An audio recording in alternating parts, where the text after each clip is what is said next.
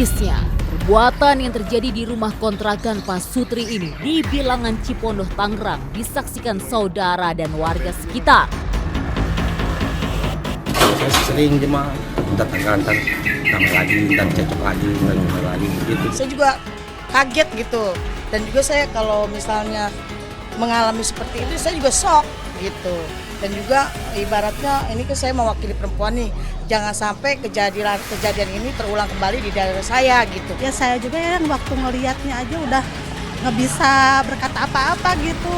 Ya masa seorang suami kan harusnya dia tuh melindungi, mengayomi. Kok ini malah dibakar gitu. Pengen dihajar balik sebenarnya. Kesel itu, gregetan gitu Pak, gitu kok tega gitu ya. Masih punya bayi gitu loh. Kasihan anaknya, ibunya di rumah sakit, di rumah sama siapa gitu. Yang ngurusin siapa gitu.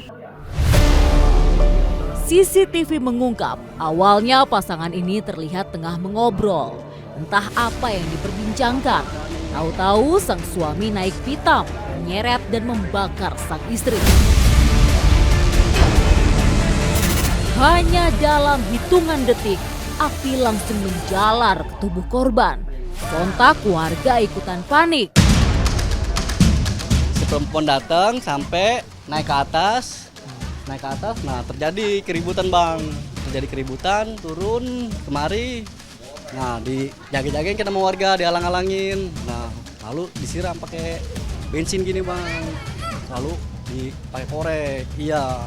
Kalau gitu langsung dah tuh bang, warga pada keluar, teriak-teriak gitu. Nah saya di situ, istri kan saya lihat dari atas, istri teriak tolong gitu. Saya turun buru-buru, saya langsung ngambil air, saya siram, alhamdulillah bang tuh langsung padam. Penelusuran tim mengungkap sang pelaku memang sosok yang jarang bergaul dan bersumbu pendek alias kerap emosian. Gak heran kalau cekcok rumah tangga sering banget terdengar tuh dari pasangan ini. Maklum, kan tinggal di pemukiman padat penduduk, yang dinding pun dapat bicara. Maksudnya rumahnya berdempetan. Ya memang si pelaku ini dia jarang bergaul dengan warga. Dan sifatnya juga kalau menurut saya temperamental juga dan berdampaklah seperti ini tiap hari. Malah saya ekspresi si pelaku setelah kejadian itu dia cukup nyantai, nggak ada rasa bersalah pun sedikit pun, dia tenang, malahan main HP. Wah, entah apa yang ada di dalam pikiran pelaku. Bisa-bisanya usai melakukan aksi keji, kok tetap santuy? Ini kelainan mental atau di mana hati nuranimu, Bang? Nanti setelah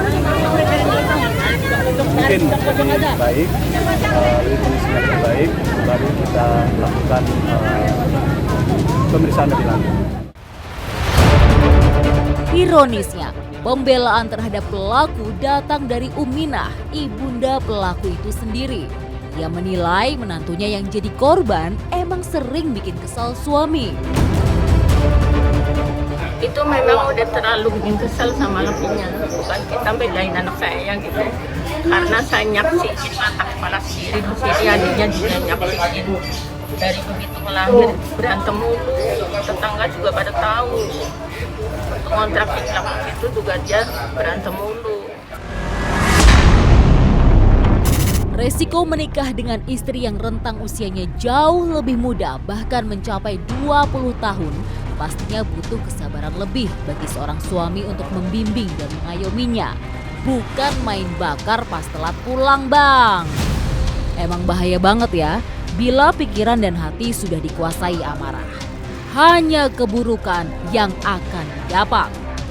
Ya, sang ibu mertua berharap kejadian mengerikan ini dapat diselesaikan secara kekeluargaan dan berakhir damai. Tapi, apa iya? Luka bakar 27% yang dialami sang menantu di bagian kepala, wajah, punggung hingga kaki bisa sembuh total dan tak meninggalkan bekas. Butuh pertanggungjawaban tuh.